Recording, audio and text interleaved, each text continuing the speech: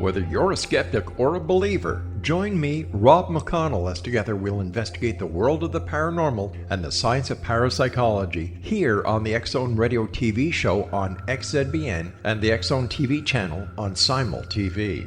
Since 1990, the X-Zone Radio TV show has been the place where people dare to believe and dare to be heard. Together, we'll investigate UFOs, aliens, ghosts, Bigfoot, psychic phenomena, lake monsters, conspiracy theories, government cover-ups, the truth embargo, alien abductions, ESP, haunted locations from around the world, and so much more. With over 28 years of broadcasting and more than 4,500 individual guests, the X-Zone is truly a place where fact is fiction and fiction is reality, as evidenced by the credibility, integrity, and professionalism of the guests that we bring to our international audience. If you have seen a UFO, had a close encounter, seen a ghost, Bigfoot, lake monster, or a story that you would like to share or have investigated, contact me, Rob McConnell, by sending me your email to xzone@xzoneradiotv.com, or you can call toll-free 1-800-610-7035, extension 143, and on Skype, X-Zone Radio TV. For more information on the X-Zone Radio TV show with yours truly, Rob McConnell, visit www.xzoneradiotv.com or www.xzonetvchannel.com or simultv.com and xzbn.net.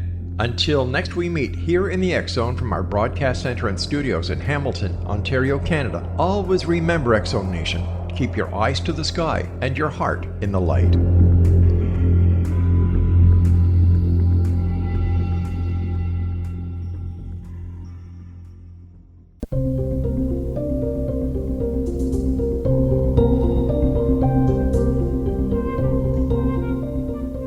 Hi everyone, this is Patty Conklin and Healing Within. Thank you so much for joining me today. I really look forward to having this time to share with you and introducing my guest to you. I think we're just going to have a fabulous show to really help you continue with the overcoming fear. Just really looking at what fear is and different ways to overcome it and sometimes the core of what creates fear. So my guest today is Dean Sluyter, and he's taught natural methods of meditation and awakening throughout the U.S. and beyond since 1970, from colleges and yoga studios to corporate offices and maximum security prisons. He's known for his warm, funny, down-to-earth style, which I can already relate to because he's already picking on me about being in Santa Monica, and for making authentic, life-transforming teachings accessible and easy. A grateful number of, I could read this, of sages in several traditions. He has completed numerous retreats and pilgrimage in India, Tibet, Nepal, and the West. Dean's books include Natural Meditation, winner of the Nautilus Award for Best Book on Body, Mind, and Spirit Practices. He's appeared frequently in national media, including the New York Times, National Public Radio, Coast to Coast AM, and the Oprah magazine. When not writing or teaching, Dean plays the ukulele and happily rides his Vespa throughout the streets of Santa Monica, and that really makes me just a little bit envious. I don't know that envy is in my nature until I read that, and just I used to be in Santa Monica every year, and just loved riding downtown. So I wonder if that ukulele I heard years ago was you. Might have been. Welcome, Dean. Yeah. Thanks so much. Great to be here. Thank you so much for being on. So how long have you been in Santa Monica? I've been living here for 9 years. And did you know of snow before you went to, I guess you did in Nepal and Tibet and so forth, so you've been around it. But where were you born? Well, it's a long story. I was born in Long Island, lived there for 6 years, and then I actually lived in a different part of the Los Angeles area in the Valley. I'm not sure if people outside of here know of the Valley. The Valley. But then I was out of there like a shot as soon as I graduated from high school and wound up really kind of all over the country and different parts of Europe and so forth, wandering around. wandering around. So, you don't sound like a Long Islander. I'm an upstate girl. So, we tend to pay attention to those downstate Right. accents. But Yeah. I guess you've lost it through the years. Yeah. But Well, I really, I as a matter yeah. of fact, and actually this will touch on our topic. When we moved out here to LA from Long Island when I was 6. And I remember very distinctly being on the playground with the other kids and talking about getting a pair of socks out of my drawer. And all the kids laughed at me for talking funny, for saying draw. And I walked off. I sat down on a curb and practiced saying over and over again, drawer. Yes. And to this day, I still have a little trouble with that word. I don't know how long to keep going on the R. You know where I always get stuck? I always talk about the eaves. And people down here in the South look at me, I'm in Georgia, and they're like, gutters? I'm like, oh yeah, those things, those eaves. And the one point that I always struggled with is, people would say, I'm feeling ill down here. And I'm like, you don't feel good? They're like, no, I'm feeling ill. It's like, well, what are you feeling ill for? You're telling me you feel okay. And they're like, I'm mad. I'm like, oh. So, I think it's being a world traveler. I love going in and listening to different cultures and accents and so forth. But moving to the South was its education in its own way, in terms of listening to words. And words carry so much meaning, as you and I both know. Right. So let's get into today's topic. Fear, natural survival response. And in the modern world, it gets unnaturally overstimulated. And we are really in a time of overstimulation, not just the United States, but worldwide. What do you think's going on?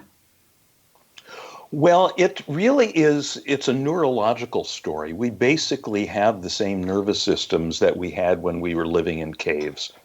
And we are tuned to hear, for example, certain sounds. We hear the roar, and that's the woolly mammoth, or is the saber-toothed tiger, and that is our cue to either stand there and fight it and hopefully, capture it and bring it home for lunch, or else to run away. It's called fight or flight syndrome. Right. And neurologically, that comes from stimulation of the sympathetic nervous system. Which is fine. So we need that. We need that surge of, when that fight or flight syndrome is stimulated, when the sympathetic branch of the nervous system is stimulated, then the heart beats faster, you get this surge of energy, your mouth gets dry, and so forth. It's necessary. However, in the modern world, you hear that roar, and it's no longer a woolly mammoth or a saber-toothed tiger, it's just a crosstown bus. Right. So Yeah. That's the story in a nutshell. So over and over, the sympathetic nervous system gets overstimulated. So what this requires us to do is balance things out by cooling out the sympathetic branch of the nervous system and activating the parasympathetic branch.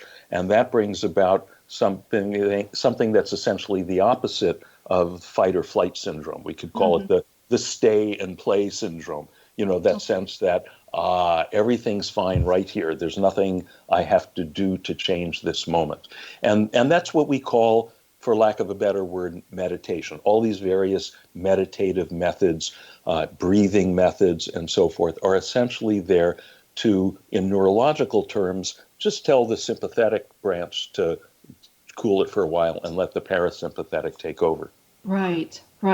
Talk to me a little bit about your book, Natural Meditation. When did you write it? I mean, when did you really start getting involved in meditation? And was there life before teaching meditation? Or has that been a part of you? It's been a part of me all the way along. I got interested in this stuff when I was in high school, which was in the 60s, and books about this stuff were much harder to find then. But I became interested because of some spontaneous kind of opening experiences that I had in childhood that just came from out of the blue and left me saying, whoa, what was that? And where can I get more? Yeah. So I was onto it pretty early, and by the time I was 16, 17, I was practicing meditation and seeking out teachers. And the first couple of teachers that I found taught meditation the way it's very commonly taught, which is that it's a big task. Sure. Yeah, absolutely. And that and it's the way I think meditation has become much more accepted now, much more mainstream. Of course, everyone by now knows someone that's practiced meditation, or they've practiced meditation. They've got classes at the YMCA and Right. adult education and so forth. But the missing piece still for most people is they think that it's hard. They think that it means, you have to sit without moving. If your nose starts itching in the first minute, you just got to sit there and itch for 20 minutes, because if you scratch it, the meditation police will take you away. That's right. And you've got to sit there for an hour. I mean, you've just got to take time and sit there for an hour and go into that meditative state. Yeah. And you have to clear your mind. You have to suppress your thoughts, all this very unnatural stuff. Now, the first couple of teachers that I had were teaching in that way, and I realized, this is not going to work for me. So I found teachers that said, no, that's actually self-defeating. Trying to meditate by trying to suppress the mind it's like trying to make a still ocean, a silent ocean, by taking a big paddle and going wham, wham, wham, trying to flatten out all the waves. So agree. Yeah. Yeah, it does not work. Now, so what I found was teachers that said, you know what, forget about what's going on the surface. Just allow gravity to pull you a foot or two below the surface. And there you discover that the water is silent right now and always. In other words, what we do is we settle below the level of the thinking mind into awareness. Awareness is different from thinking, and awareness is silent right now and always. The awareness that witnesses all of our thoughts, that witnesses all of our seeing and hearing and feeling, that's been there. It's been the same since the moment you were born. Witnessed your 7th birthday, blowing out the candles on the cake, witnessed your first kiss. All of that silent thread that's run through all our experience is there right now, and we can settle into it. And that's where the silence, the peace that we're looking for is, and neurologically, that's where the sympathetic nervous system gets cooled out and the parasympathetic takes over. Yeah, so true, so true. I remember being a kid and hating shots. And so I'd go to the dentist to get a filling, and I would put myself into a state of hypnosis. I absolutely refused to do the shot. And so I would get fillings and all that good stuff for the drill in just a state of relaxation. And I would just take my mind to that wave, to Cuba Lake, and just kind of put myself there. And we'll talk more about that when we come back. But, my 6-year-old grandson last week said to me, I want to learn how to hypnotize people. And I looked at him and I'm like, where did you learn the word hypnotize? And he's like, I don't know. It's where you can help people and I can control them, right? I'm like, well, no, you can't control them. A nice thought, being 6. But the fact that he was aware of the quiet and the stillness was amazing to me. So let's continue our conversation as we come back. And thank you so much, folks. It's Patty Conklin, and my guest today is Dean Sluyter, and we're going to have an awesome show continuing. Let's get with it. Thank you so much.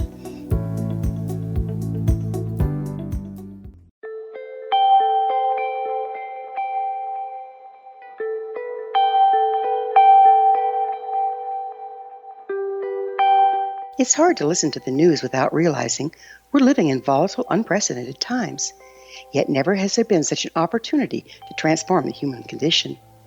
As old structures fail, where can we find the guidance to co-create a better way? Find Your Path Home is an ever-evolving, leading-edge information, education, and healing resource center designed to support and guide you on your path to unity and enlightenment. Based on sound principles employed by shamans worldwide, we provide techniques that can support you through the current transitions, offering online shamanic classes, international long-distance shamanic healing sessions, complimentary Mission Evolution radio episodes and Stairway to Heaven TV vignettes, seminars, retreats, and much more. All of this can be found on findyourpathhome.com. So I was watching the X Zone TV channel last night when I was abducted by aliens, and they kept repeating to me over and over again, simultv.com, simultv.com. What's simultv.com? That's what I asked them. They had it written on the side of their UFO. How do you spell that? UFO. No, I mean simultv.com. simultv.com. simultv.com. Right. simultv.com. Interesting that you were abducted by aliens in a simultv.com UFO last night. Oh, yeah? Yeah. Now that you mention it, I remember now last night I was awakened from a deep sleep. My great-grandmother was standing there. She said she'd come from the hereafter to tell me about simultv.com. She even spelled it out for me. simultv.com, sonny boy. simultv.com. simultv.com, sonny boy. Wow. Yeah. Guys, you'll never guess what my psychic guru just told me. simultv.com. Exactly. Are you guys psychic too? Of course. We all know about simultv.com. simultv.com.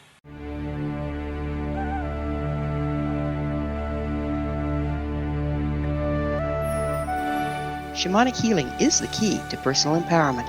Why?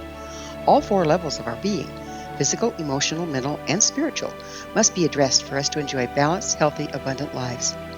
Yet there are few provisions for spiritual or energetic healing. Shamanism, found at the root of all cultures, is a very effective spiritual healing modality. To find quality shamanic healing you can trust, regardless of where you live, look no further than Find Your Path Home long-distance shamanic healing program. All Path Home long-distance healing practitioners have been trained and certified through Path Home Shamanic Art School. Change your life. Live abundantly. Schedule a long-distance shamanic healing session with Gwilda Wiyaka or one of her quality practitioners today at findyourpathhome.com.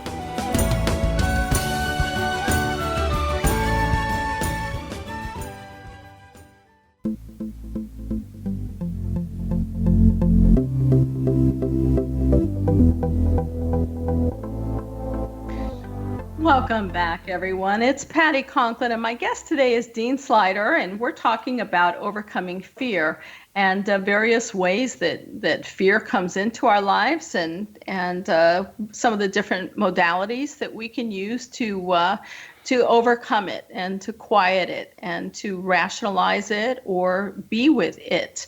One of the many ways, and hypnosis obviously is one that people use. I tend to have this philosophy, Dean. I don't know about you, but all of my CDs are about 12 minutes long, and that's it. And people say, well, what can you get accomplished in 12 minutes? And I'm like, anything you can get accomplished in an hour and more, because you don't need an hour to quiet, to be still, to go into that meditative state.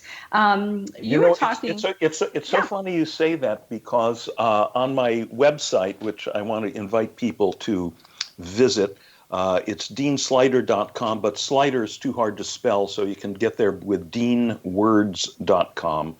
And there's a link right on the homepage that says Meditate Now, and that's where I've got a guided meditation track available, and it's 12 minutes long.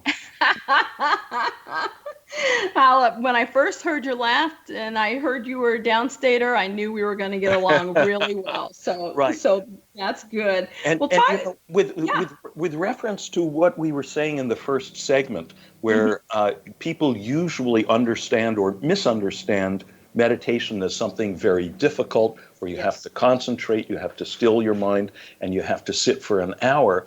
Now, there's an explanation to that, which is that trying to meditate by concentrating, by struggling to push thoughts away, it's self-defeating, because just like trying to flatten out all the waves on the ocean, you wind up stirring up the water worse. Yes. Rather than just through the method that I teach and that I learned from my own teachers, natural meditation, you allow yourself to sink into the underlying water that's silent all the time. Yeah. Now, nevertheless, all these people that tell you, oh, I've been doing this meditation and it's really hard and it's, I have to sit for an hour or 2 hours every day, but it's really worth it. If we analyze what's going on there, it's actually quite interesting. Is they keep trying to concentrate, excuse me, trying to concentrate, trying to push away the thoughts, trying to still the mind, trying to do these very unnatural things. That's exhausting. Yes. And if you try to do that, you keep trying to do that, after about, let's say, 48 minutes, the mind gets so exhausted that it just finally it gives up and it surrenders, and then you sink. You give up trying to concentrate, and then absolutely. For those and then you get your 12 minutes. Then you get your 12 minutes of and then you come out and say, well, that was really great. It was a struggle, but it was worth it. So what I learned from my teachers and the way I teach is, let's go straight to that last 12 minutes. Yes. Yes, absolutely. Absolutely. Let's go to that last 12 minutes and just get there. I think people, and it's been taught for years, and I think people are finally waking up to it in that we don't have to have that hour. People use it as a justification not to do meditation because they're like, I don't have time to do meditation. I don't have that hour. Right. And so therefore I can't. Right. And it's like, no, you can take 12 minutes. And if you can't take 12 minutes, you got something going on in your life that you really need to be dealing with, because we can all take that 12 minutes. Right. Whether you spend 12 minutes in the shower, I don't care. Take that 12 minutes and have that quiet.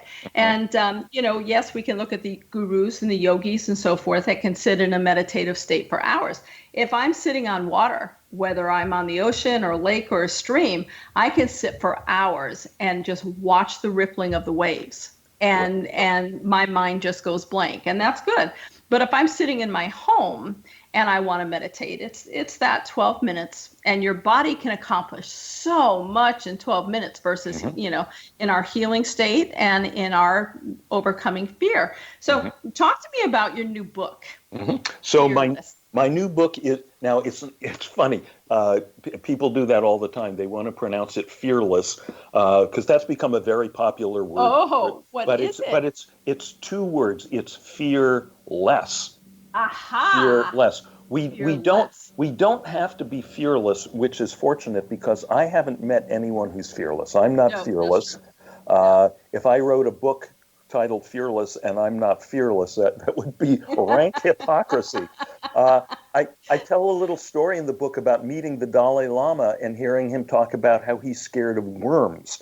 So, but he was laughing when he was talking about it. So that kind of is the clue right there, that our fears, and actually the subtitle of the book is Living Beyond Fear, Anxiety, Anger, and Addiction. And really, we kind of ran out of room on the cover. We could have kept going, shame, depression, guilt, loneliness, all of it, et cetera, because it all comes from the same place. All of those, what in Buddhist philosophy is called the afflictive emotions. And fear is kind of at the root of all of them. They're like big, scary monsters looming above us. That's how they seem. But if we look closely, we see they're like, the balloons in the Macy's Day Parade. Yes. They're big and they loom over you, but it's because they're pumped full of hot air. Very true. And that hot air is the stories that we tell ourselves about them, and that society tells us about them. It's all those just thought structures, all that self-talk that we do about, and we just inflate the stuff. So what I do in my book, Fearless, is essentially give you a bunch of little pins, because all it takes is a couple of little pricks from a pin to put some holes in those balloons, and not right away necessarily, but pretty quickly they start to deflate. And they may never completely go away, just like the Dalai Lama's fear of worms has not completely gone away. But after a while, instead of being these big, scary things looming above you, there are these little soft, cuddly things bouncing around your ankles. They're deflated. Spiders can't be soft cuddly. Although I agree with you that it lessens. I mean, I remember my oldest son being 16 months old, and I was walking into the bathroom and there was a spider in the bathtub. Now, I wasn't using the bathtub, but I had to walk by the bathtub. I insisted that this 16-month-old go get a cup and get the spider in the cup and take it outside because I needed to use the restroom and I couldn't walk by the spider. Now, 60 years later, I can walk by the spider and I'm okay. Do I love it? No, but I know it's not going to jump out of the bathtub and scare me. Right. So I do think that, over time, things become lessened as long as we face it. And I talked to one of my other guests about the only time I really experience severe anxiety is going into a restaurant when I'm by myself and not when I'm working. When I'm on the road working, that no problem. But personally, I will sit in the car and cry for a half hour before I can get the guts to go in. And what I tell myself is, you're in anxiety, and that's okay. And nothing's going to be scary once you get inside the door and sit down. So allow yourself, give yourself approval to cry if that's what you need to do, and then get up and go in the restaurant. Right. And I think that it's okay for people to recognize sometimes that they're fearful about something. I think where I would maybe chastise myself if I had a belief in that, would be to start the car up and leave the restaurant. So if I need to cry for a half hour before I go in, that's okay. You go in and the waitress looks at you, are you okay? I'm like, I'm here, I'm sitting, it's good. But I think that you're right. Fear less is so important. And the acronym I use when I'm teaching is FEAR, because I believe it's love and fear, not love and hate. It's love and fear is forgetting every available resource. And that's the strength you have inside of you to move forward with whatever it is that you need to face, whether it's a medical issue, whether it's a work-related issue that you need to take care of. And meditation is a wonderful it's a wonderful modality. Resource. It's a wonderful resource to move us into it. So the fact that over the years, I mean, this is a very good example, a couple of examples you've given. The fear of spiders is still there, but it's softened up some. The fear of going into the restaurant alone is there, but it's softened up some. Now, that's going to happen. Anyone who's sitting and doing meditation in an effective, natural way, all that stuff is going to soften up some. Also, there are resources. I love that. What is it? Forgetting every available resource. So, and this is what I do in the book, Fear Less, is I give a bunch of resources, including the natural meditation, that people can do right in the moment. So, for example, and this is the one, and I've gotten emails from people all over the world about this one. In fact, when the book was published, the Oprah.com excerpted this. It's still up on their website. It's a little 2-page chapter titled "Breathe Through Your Feet."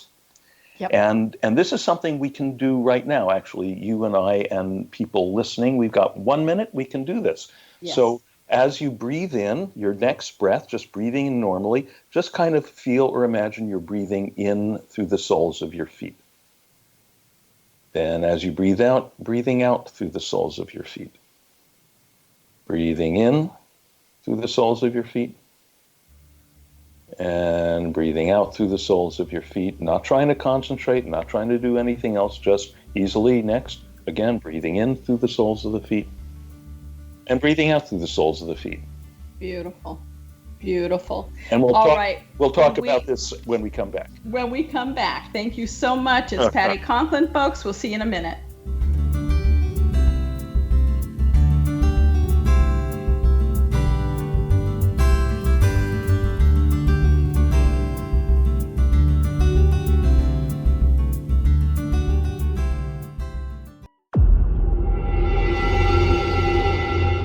Whether you're a skeptic or a believer, join me, Rob McConnell, as together we'll investigate the world of the paranormal and the science of parapsychology here on the X-Zone Radio TV show on XZBN and the X-Zone TV channel on Simul TV. Since 1990, the X Zone Radio TV show has been the place where people dare to believe and dare to be heard. Together, we'll investigate UFOs, aliens, ghosts, Bigfoot, psychic phenomenon, lake monsters, conspiracy theories, government cover-ups, the truth embargo, alien abductions, ESP, haunted locations from around the world, and so much more. With over 28 years of broadcasting and more than 4,500 individual guests, the X Zone is truly a place where fact is fiction and fiction is reality, as evidenced by the credibility, integrity, and professionalism of the guests that we bring to our international audience. If you have seen a UFO, had a close encounter, seen a ghost, Bigfoot, lake monster, or a story that you would like to share or have investigated, contact me, Rob McConnell, by sending me your email to xzone@xzoneradiotv.com, or you can call toll-free 1-800-610-7035, extension 143, and on Skype, X Zone Radio TV. For more information on the X Zone Radio TV show with yours truly, Rob McConnell, visit www.xzoneradiotv.com or www.xzonetvchannel.com or simultv.com and xzbn.net. Until next we meet here in the X Zone from our broadcast center and studios in Hamilton, Ontario, Canada, always remember, X Zone Nation, keep your eyes to the sky and your heart in the light.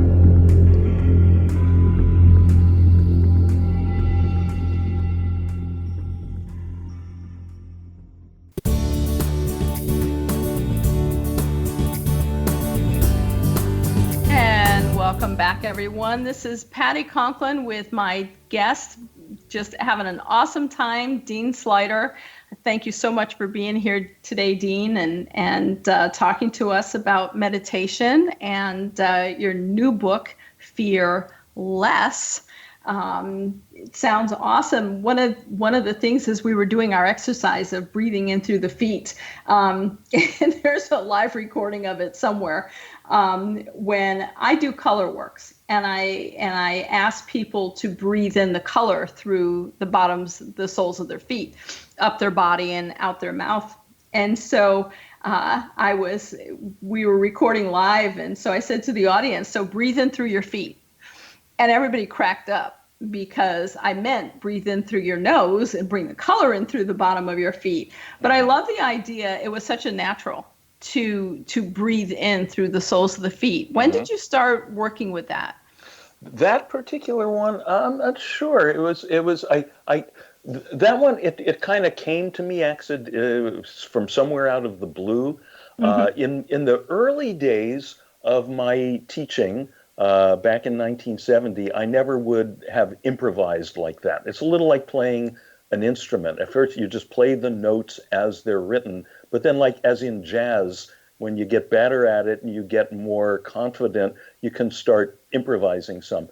And yes. Somehow I'm always doing some, research and development in my own practice, and then I discovered, oh boy, this really works, and it just right away cools me out.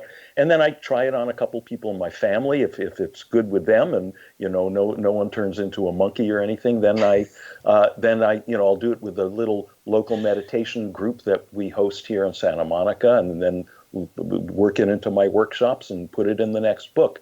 Yeah. What's interesting is when the book came out, I got an email from a yoga teacher in Austin who said, "Oh, I really love your breathing through the feet technique. Of course, I understand that you base that on the research of Professor so-and-so, the expert on physiology, who showed the connection between the arches of the feet and the vagus nerve and the blah, blah, blah." So Don't you love that? I said, yeah, okay. But that's the way, for example, in many people, if they take yoga classes, they're familiar with what's called Ujjayi breath. I call it Darth Vader breath. That's the one where you do the little constriction in the back of your throat. So as you breathe in and out, it sounds like.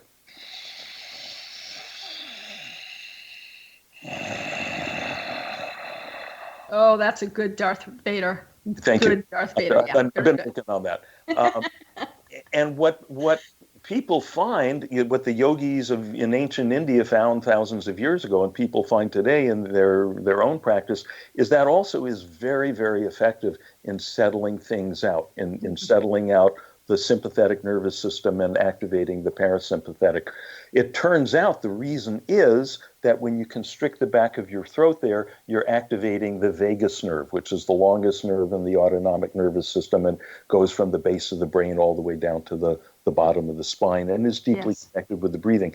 So the yogis did not know why it worked, but they knew that it worked. So that's fine. So, now, another approach that I like to share with people is, and I've got a chapter in the book with the title, Drop Your Thoughts. Drop your thoughts.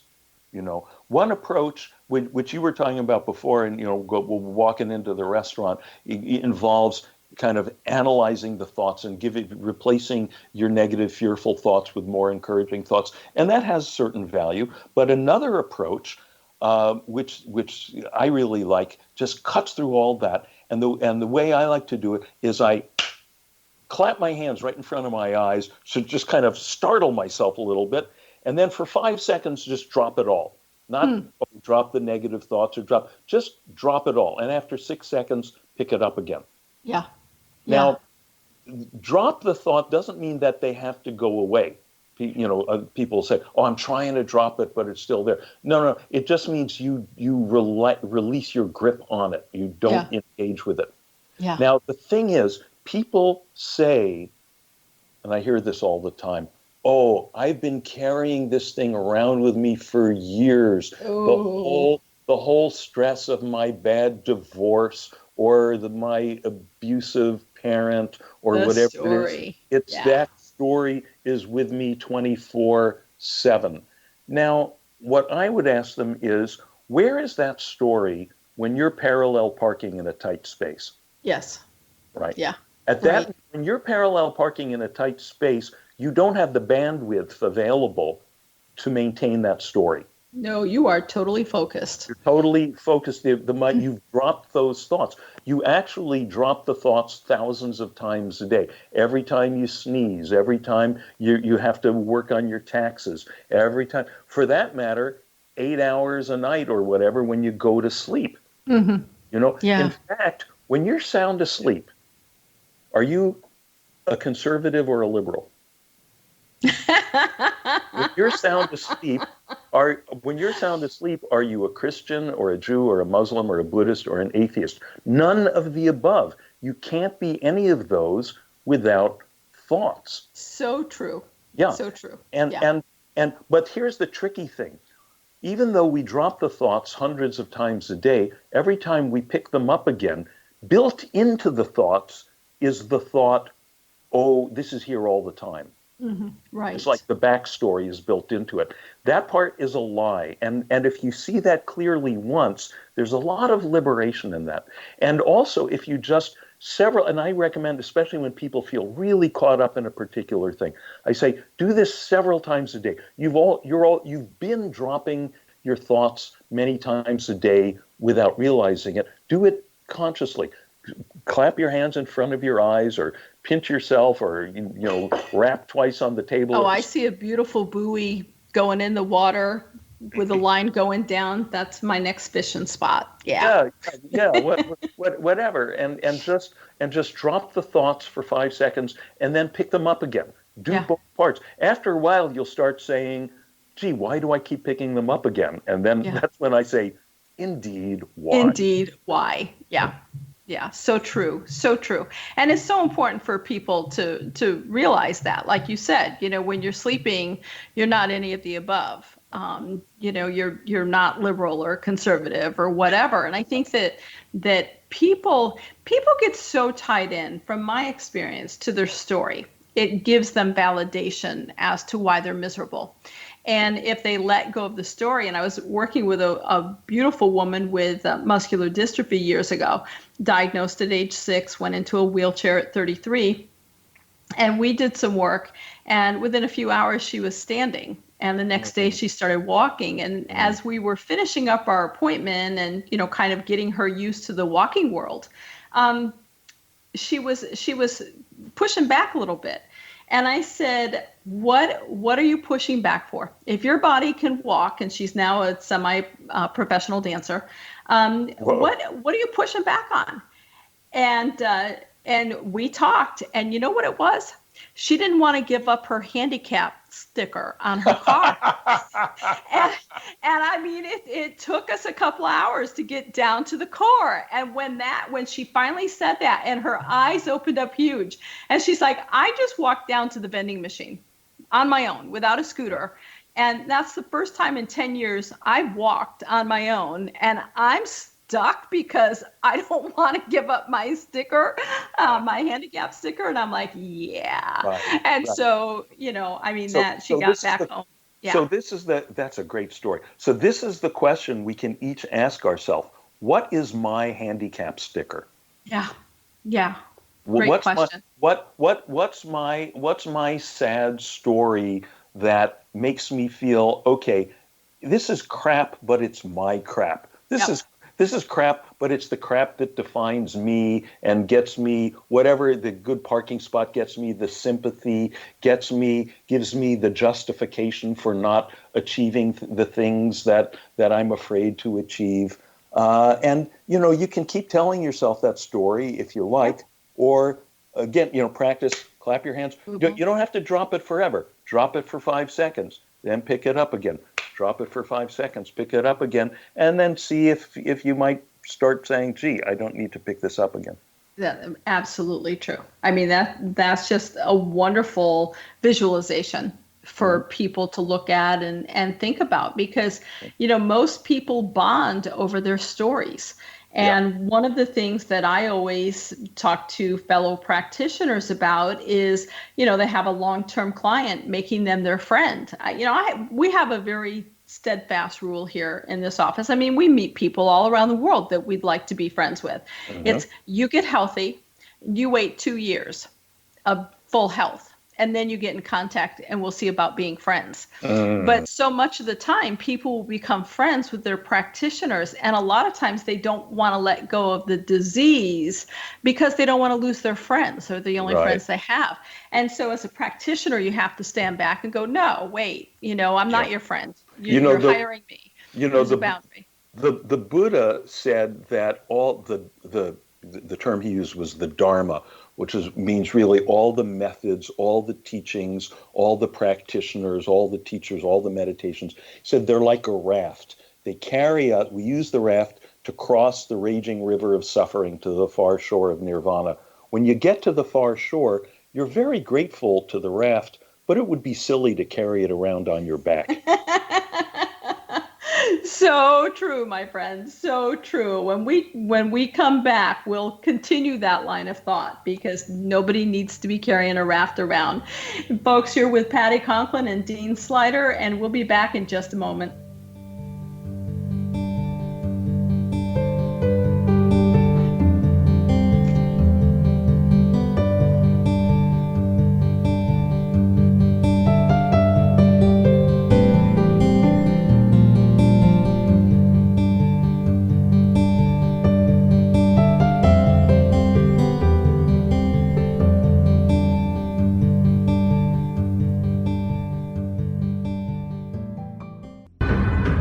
If you are looking for a safe, zero-calorie natural option to the harmful artificial sweeteners on the market today, Just Like Sugar is what you're looking for. Just Like Sugar is a wonderful natural alternative for those health-conscious people who choose a calorie-restricted diet with a great, pure, sweet flavor that tastes just like sugar. Just Like Sugar is a great natural option for people suffering from diabetes and may be useful in restricted diet programs where standard sugars are not allowed and does not cause a laxative effect of some other sweeteners. Just Like Sugar comprises a perfect blend of chicory root fiber, natural calcium, natural vitamin C, and Just Like Sugar's sweetness comes from the natural flavors from the peel of the orange. Just Like Sugar is a natural alternative to harmful artificial sweeteners and will change the way that you believe all natural sweetener products taste. Just Like Sugar is available at your local Whole Foods markets, Wild Oats markets, Henry's, Sun Harvest, and many other fine natural food stores in the U.S., Canada, and worldwide. They are here, and they've been here for thousands of years, making their presence known in the shadows. They might be seen by a lonely motorist on a deserted road late at night, or by a frightened and confused husband in the bedroom he is sharing with his wife. But who are they? What do they want? Why are they here? Perhaps most concerning, has the government been aware of their presence all along? The new book by Ellie Marzulli, UFO Disclosure, the 70-year cover-up exposed, delves into the world of UFOs. Can full disclosure be soon? Order now and receive a free hour and 37-minute DVD on the UFO phenomenon. UFOs are real. Get both the book and the DVD, a $40 value, for only $19.99. To order your book and DVD today, go to lamarzulli.net. That's LAMARZULLI.net. You have heard of the X Zone? Now watch it on Simul TV, plus 500 video games, live TV channels, free video on demand, worldwide, and more. Does this sound like tomorrow's television? Well, it is, but you can have it today, right now. It is Simul TV. Simul TV offers what the others only wish they could provide. 15 exclusive channels like X-Zone, Sci-Fi, and Horror. We are worldwide. No other provider offers that. 500 built-in video games. No need to have an extra expensive system. We have them included. Free video on demand. Live streaming events from around the world, interactive online network, and much more. Tomorrow's TV today. Simul TV. Sound too good to be true? Well, it's not. You can have Simul TV today. Sign up at simultv.com. Do it today.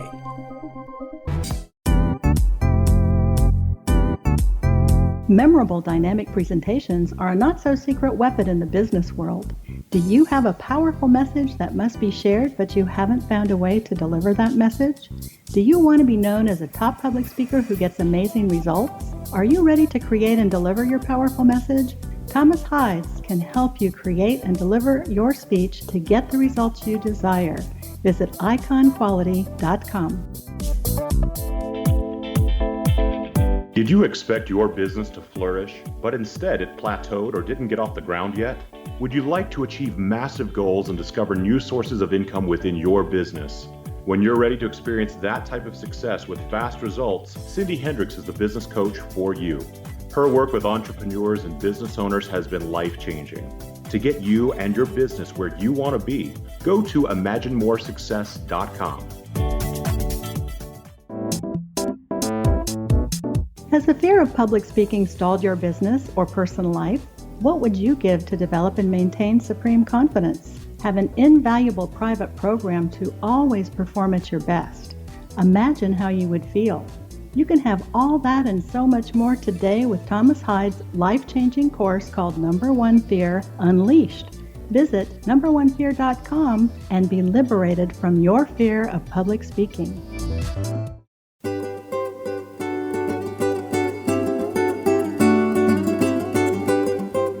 Hi, everyone. This is Patty Conklin with my wonderful guest, Dean Sluyter. We're just having a really good show today, and I know we're bringing you lots of great information and modalities and thoughts and ideas about how you live everyday life in a fearless mode, which is Dean's new book. And Dean, I love the analogy that the metaphor you just gave of crossing the raging river, but you don't need to keep the raft to keep and carry it around with you. You can let it go. Right. And I really want to encourage the people out there listening to really take that to heart. I mean, that's just a great. You don't need the continuation of practitioners around you as you move into a healthy life. Part of moving into that healthy life is and fearless life is letting go of what helped you get there and creating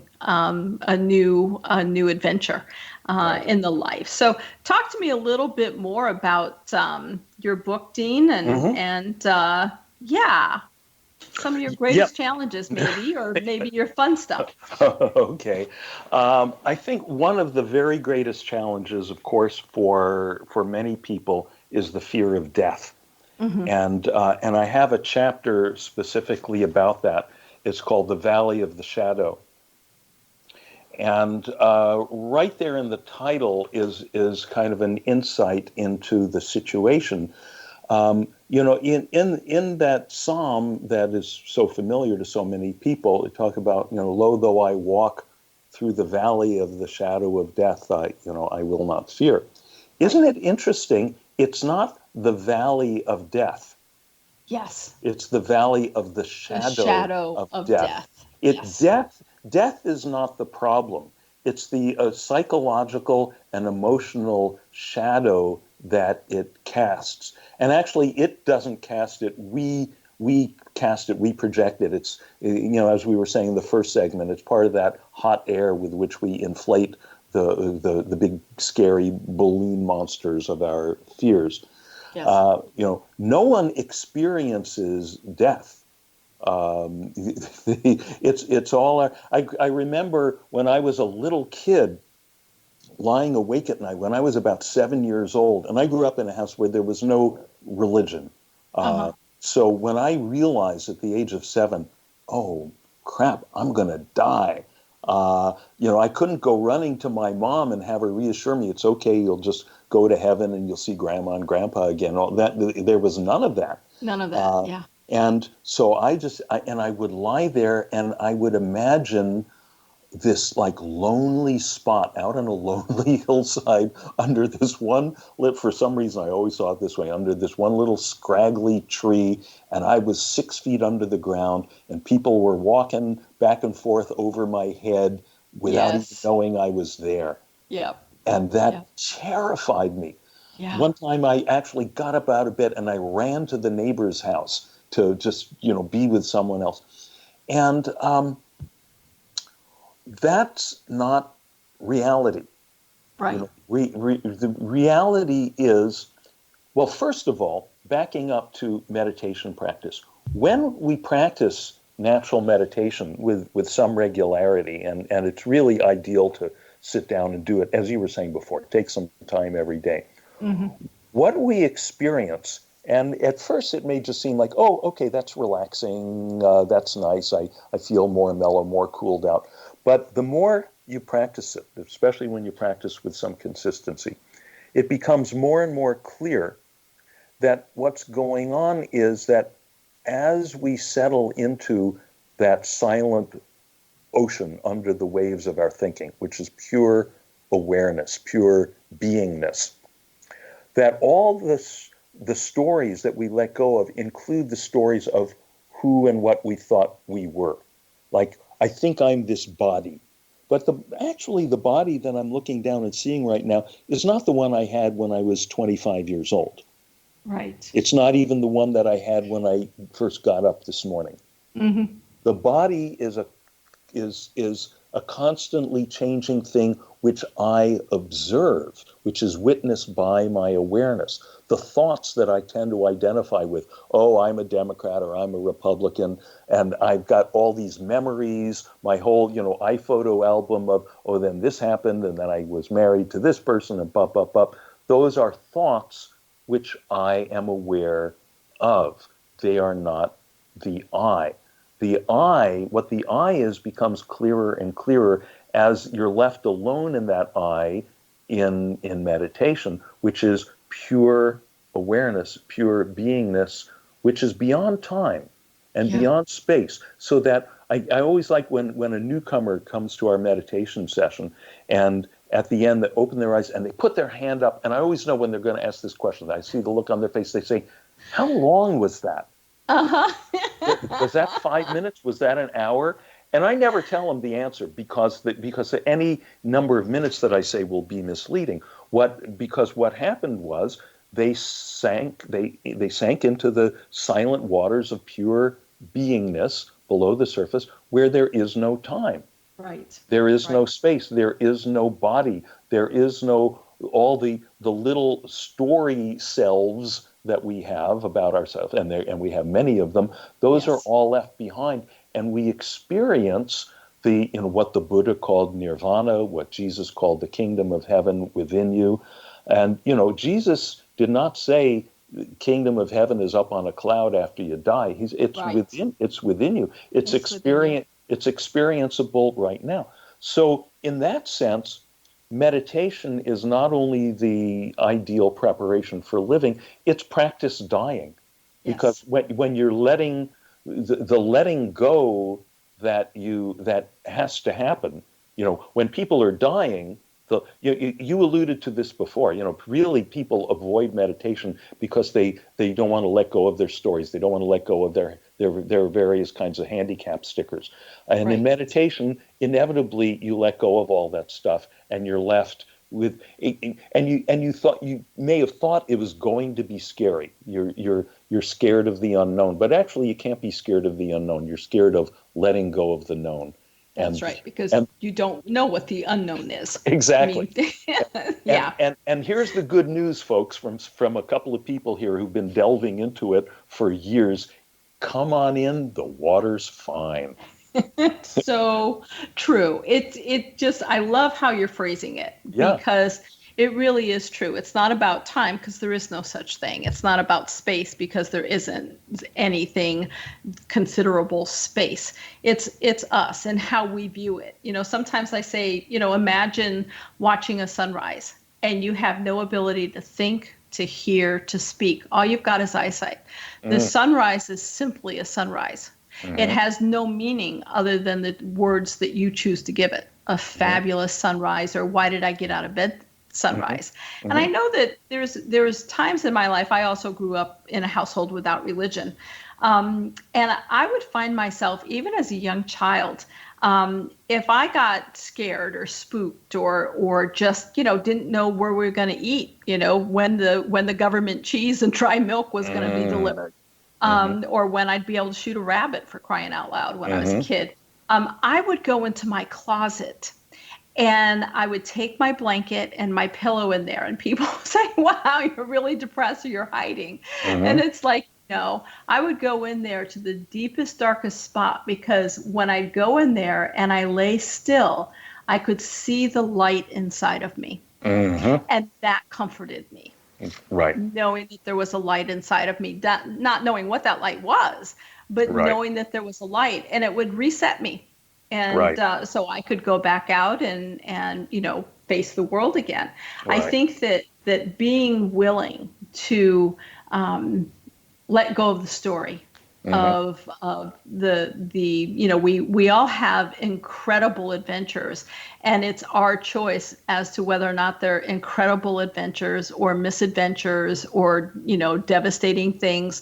Our words are going to choose that, and our meditations, if we understand that it can be simple. It does not need to be complex. And I love your idea of just, making the clap, dropping it, and understanding at some point you don't need to pick it up. So in the last minute and a half here, what would you like to share with our viewers? What would you like to tell them? I would like to tell them that it is easier than you think. That meditation, that dying for that matter, when it comes time to die, if you've been doing this kind of natural, just sinking into that light within, then when it comes time to die, you go, oh yeah, I've done this before. I tell people, you want to do the fire drill before the fire. So you've had the practice for living, you've had the practice for dying. It's so much easier than people think. I'd like to invite people to my website, deanwords.com,